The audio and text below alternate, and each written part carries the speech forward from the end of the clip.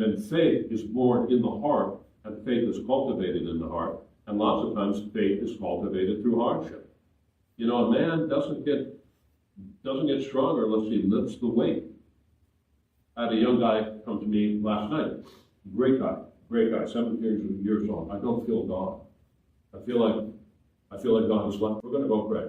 So he came into the church and we stood right here and we prayed. It was clear to me in the prayer. I said, you know what this is happening to you? It's not that God has left you. It's that he wants you to become stronger. You don't need to feel him all the time. You don't need to feel him all the time. That feeling was his point of assurance. I said sometimes sometimes life gets a little tough and it feels like God is far away. But what you got to do, you got to learn to muster your resolve, and you're going to continue anyway, like a man. That's what a strong man does. He knows what's true, and he walks towards it, even if the path is difficult, even if it's hard to do. And I told him the same thing. I said, you know, a man's got to lift the weight, and he lifts weights. I said, are you going to get stronger if you don't lift the weight? And he goes, no. I said, well, and lifting the weight is painful, right? Yeah. And you don't really want to do it, right?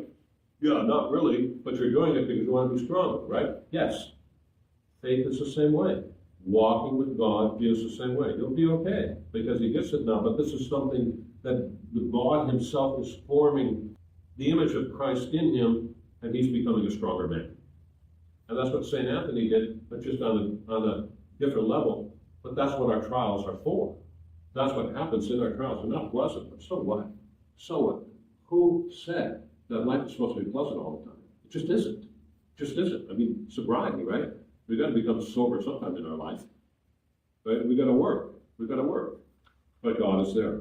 And that's what St. Anthony, he went through all these trials. And the trials, we see this in retrospect. I'm sure he did too.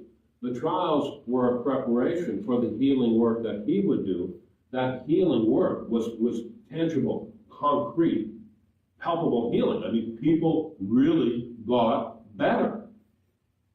But it's not something he would not have been able to do apart from that interior cleansing, that interior right ordering that came through the suffering that we just read about. Because that suffering is what enabled that right ordering, because it compelled him to seek God more fervently, the communion deepened. Our culture doesn't know that exists, which means it's lost hope. That's what it means. It's lost hope. The real crisis in the West is the loss of hope and the loss of manly courage.